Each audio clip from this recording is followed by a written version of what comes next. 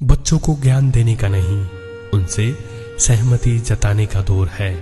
नहीं तो चुप रहो और घर की बर्बादी देखो। क्या अब माँ बाप को चुप रहना सीख लेना चाहिए? क्या अब सही गलत का ज्ञान भी दखलंदाजी कहलाता है? क्या बच्चों की हाँ में हाँ मिलाना ही अब रिश्ते बचाने का एकमात्र तरीका है? जिन्होंने हमें बोलना सिखाया, आज वो खुद बोलने से डरते हैं, क्योंकि बच्चों को अब सुनना नहीं, सिर्फ मनवाना आता है। अब माँ की सीख भी ताने लगती है, अब पिता की चुप्पी में हार दिखती है।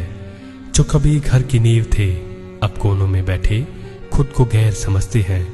ज्ञान देने वाले अब सलाह नहीं देते, क्योंकि बच्चों को अब जवाब नहीं, बस ताली चाहिए। सूरज 68 साल के थे, 2 बेटे, एक बहू और एक पोता, सब साथ रहते थे, फिर भी अकेले। कभी इज्जत की मिसाल थे, आज उनके बोले शब्द भी पुराना जमाना कहकर काट दिए जाते हैं। एक दिन उन्होंने छोटे बेटे को कहा, बेटा देर रात बाहर रहना ठीक नहीं, परिवार की सोचो।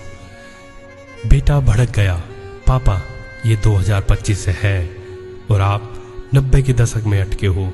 बहू बोली, पापा जी हम अपने तरीके से जीते हैं, आप हर बात में टोकते क्यों हो? और उस दिन के बाद सूरज चुप हो गए। अब वो देखते हैं बेटों का गुस्सा, बहू की उपेक्षा, पोते की मोबाइल में डूबी आंखें। घर वही है, पर घर अब घर नहीं रहा। कभी वो भी पिता थे, अब सिर्फ दर्शक है। और हर रात वो सोचते हैं, काश मैंने कुछ ना कहा होता, कम से कम ये परिवार टूटने से तो बच जाता। बोलते थे तो कहते पुराना सोचते हो, चुप हुए तो कहते ध्यान नहीं देते। माँ बाप की हालत अब मोमबत्ती जैसी है, जो जलती भी है और पिघलती भी है। अब घर बचाने के लिए बोलना नहीं, सिर्फ सहना आना चाहिए।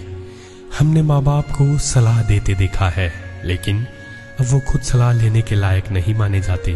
बच्चे कहते हैं हमें आज़ादी चाहिए, पर वो ये बात भूल जाते हैं, आज़ादी बिना अनुशासन के सिर्फ बर्बादी है। घर तब तक घर रहता है जब तक बड़ों की इज्जत और छोटों का प्यार साथ चलता है।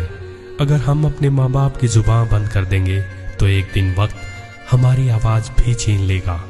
उनकी चुप्पी को मजबूरी मत समझिए, वो चुप है क्योंकि उन्हें अपना घर बचाना है, लेकिन हर चुप्पी की एक सीमा होती है। अब ज्ञान नहीं चलता, अब चापलूसी चलती है। अब सही कहो तो कटघरे में खड़े कर दिए जाते हो, और चुप रहो तो टूटे रिश्ते देखने को मजबूर हो जाते हो। माँ बाप अब ज्ञान नहीं देते, बस घर की बर्बादी चुपचाप देखते हैं, क्योंकि उन्होंने बोलना छोड़ दिया है।